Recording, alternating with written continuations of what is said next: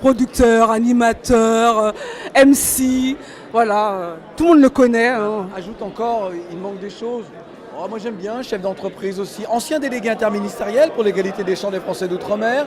Que peux-tu rajouter encore et puis agitateur de la société. C'est vrai. Voilà, militant quoi qu'il arrive et engagé pour l'égalité réelle et quelle que soit la couleur de la peau, quelle que soit l'origine, quelle que soit la religion. Voilà. On a vu que ce soir tu es élu MC. Pourquoi tu es élu MC ce soir? Bah, écoute, en tant que vice-président délégué du CREFOM, et comme c'est mon métier, Patrick Caram m'a dit, et c'est lui le président, écoute, tu seras le maître de cérémonie.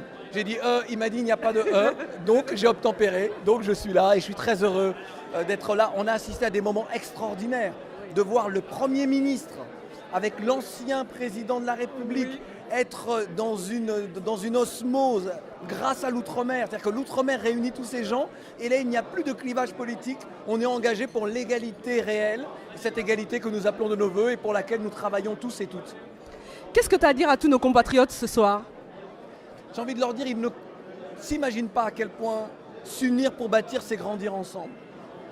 À quel point on doit s'engager aujourd'hui pour l'outre-mer, pour nos identités. On doit pouvoir se battre lorsque nous sommes en danger, lorsque nos intérêts sont en danger. Je sais que certains n'ont pas compris mon action de Tropic FM, mais très peu, heureusement, la majorité a soutenu en disant mais pourquoi Claudie fait ça? Pourquoi a-t-il cette action-là de grève de la faim et tout cela? Mais justement, par rapport à Tropic. Non, mais tout simplement parce qu'il faut bien que les uns et les autres comprennent. Notre histoire est une histoire particulière. Nous sommes aujourd'hui en train de construire notre communauté, de construire des outils pour exister. Et lorsque vous avez des gens qui ne comprennent pas ça, et qui prennent à une communauté, pas à Claudiciard, le peu que cette communauté a pour exister. C'est-à-dire qu'aujourd'hui, il n'y a plus réellement une radio pour exprimer, en tout cas Tropic FM, pour exprimer ce que nous sommes. Et donc moi, je me bats jusqu'au bout, c'est pour ça que je suis allé jusque-là. Sinon, ça avait été juste une histoire entre gens au sein d'une société. Je me serais tu sur tout ça, personne n'en aurait jamais rien su. C'est parce que c'est un outil important pour nous. Regardez aujourd'hui ce qu'est le CREFOM, ce que représente le CREFOM. Eh bien, le CREFOM n'a pas droit de citer sur Tropic FM. Parce que le CREFOM défend l'idée que l'outre-mer doit avoir ses outils. Tout à l'heure, je parlais avec Édouard Montout, le comédien. Il me dit, Claudie, moi je te soutiens parce que tu es un des rares qui n'hésite pas à s'engager et à aller jusqu'au bout. Notre communauté n'a rien aujourd'hui. Nous ne sommes pas comme les Afro-Américains. Et donc, lorsque nous avons quelque chose, il faut se battre pour ça. Et moi, ça m'a touché. J'étais ému aux larmes qu'il me dise ça. Voilà, bref. Mais là, on voit que ça te fait quelque chose. Hein. Mais oui, parce que j'aimerais que les uns et les autres soient conscients que lorsque nous rentrons dans ce type de combat, ce n'est pas un combat individualiste, ce n'est pas un combat individuel ni égoïste, c'est vraiment un combat pour l'intérêt commun, pour une communauté. Si notre communauté n'a plus un média pour parler, dire ce qu'elle a à dire au regard de ce qui se passe dans la société française, regardez les bouleversements dans la société française, les replis identitaires. Si nous, on n'a pas le média qui parle pour nous, que faisons-nous? C'est pour ça que j'en veux à cette personne qui était un ami pour moi. Certes, ce n'est pas quelqu'un qui est issu de notre communauté, mais c'était un ami, c'était un financier. Et ce n'est pas Claudiciard qui l'a trahi. Il trahit toute une communauté en privant cette communauté d'une radio sur laquelle elle peut s'exprimer et dire ce qu'elle est et dire ce qu'elle veut. J'espère, souvent je dis j'espère qu'il regardera peut-être cet entretien et qu'il se dira... Il va regarder, de toute façon on va lui dire regarde. Voilà, il faut que je change, il faut que ça change.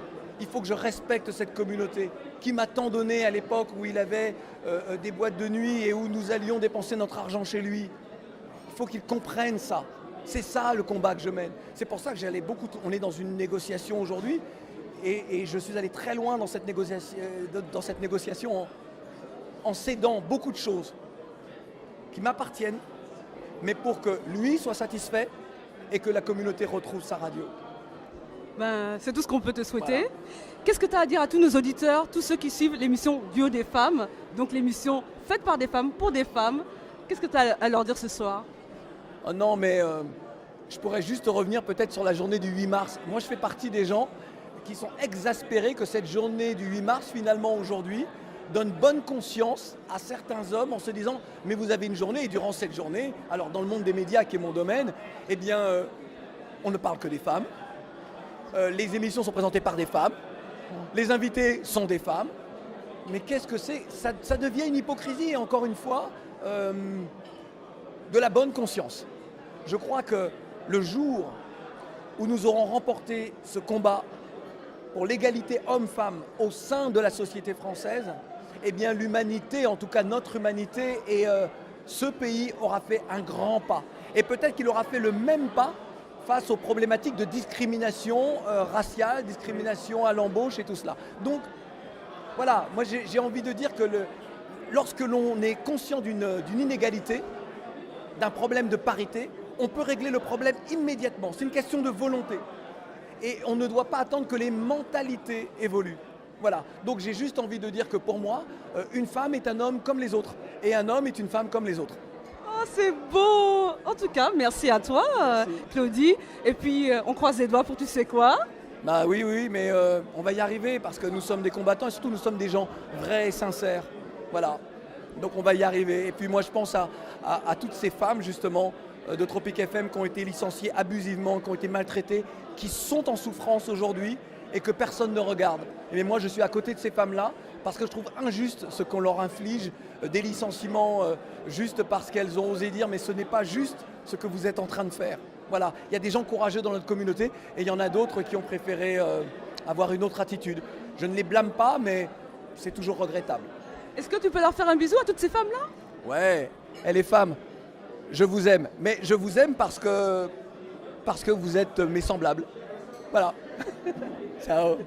Merci beaucoup, Claudie. Et puis, on va suivre un peu toute ton affaire là. Toi-même, tu sais. D'abord. Merci beaucoup.